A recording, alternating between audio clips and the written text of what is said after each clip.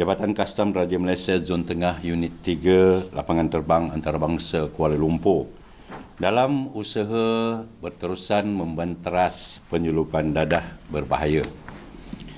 Pada pertengahan bulan Mac tahun ini 2025, JKDM Zon Tengah Unit 3 telah berjaya menggagalkan cubaan menyeludup dadah disyaki jenis ganja dengan anggaran berat sebanyak 210 kg dan dianggarkan bernilai ringgit Malaysia 20.57 juta.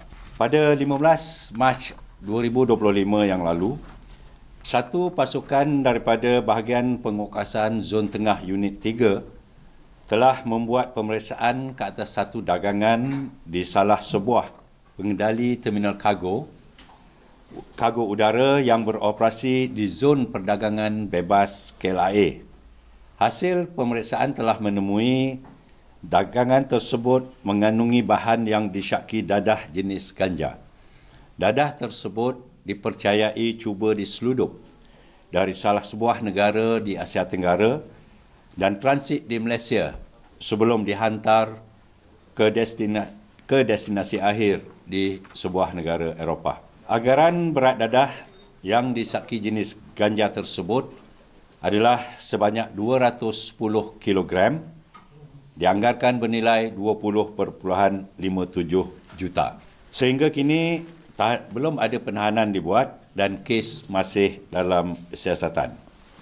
Ganja adalah dadah berbahaya yang disenaraikan di bawah jadual pertama bahagian 1 dan bahagian 1 dan bahagian 2 Akta Dadah Berbahaya 1952. Modus operandi yang digunakan ialah menyembunyikan dadah dalam bungkusan produk makanan ringan serta makanan haiwan peliharaan bagi mengelirukan pihak berkuasa.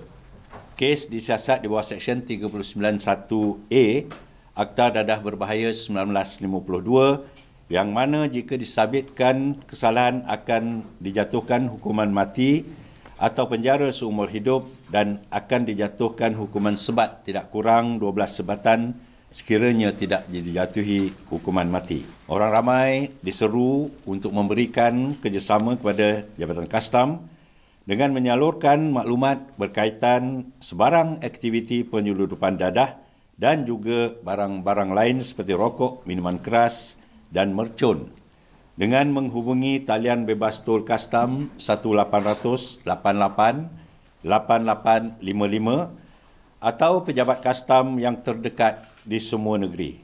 Pihak Jabatan Kastam Raja Malaysia juga memberi jaminan bahawa identiti setiap pemberi maklumat adalah dirahsiakan.